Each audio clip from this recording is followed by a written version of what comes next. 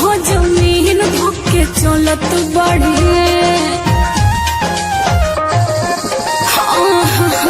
बड़े बड़े थ्रेसर के बड़े बड़े थ्रेसर के बड़ की मशीन हो जमीन धोके चलत बड़ी।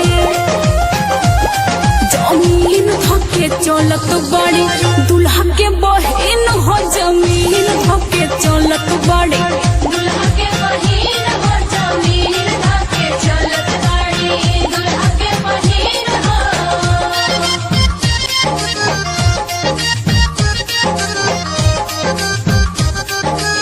गरियावा तब ऐसा बनी है। अरे तू चिंता मत करा, ई लोग के तो ऐसा गरियाई फिर पानी ना फुटाई।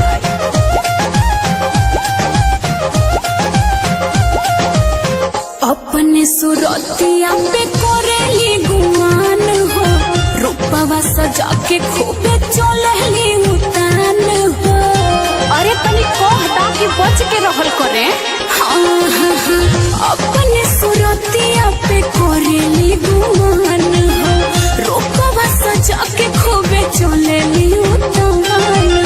सलसल भर में पैदा होके सलसल भर में पैदा होके हो चले बेदीन हो जमीन धोके चलत बड़े।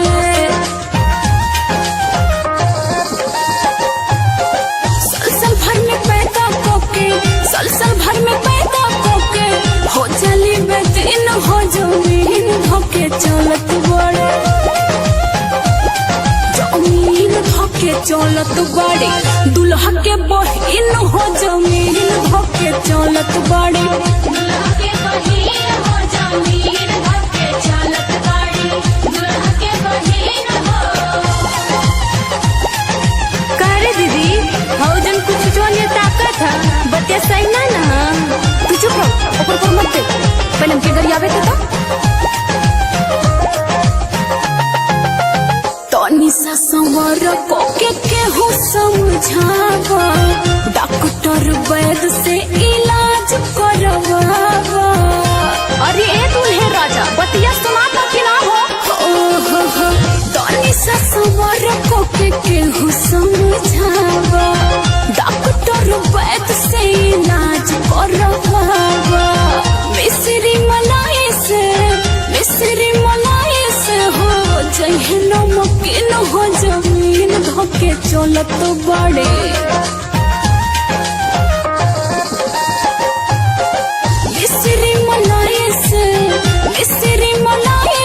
हो जहे नमकीन हो जमीन धोके चलत बड़े।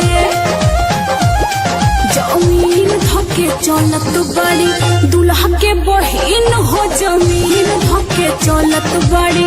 दुल्हा के बहिन हो जमीन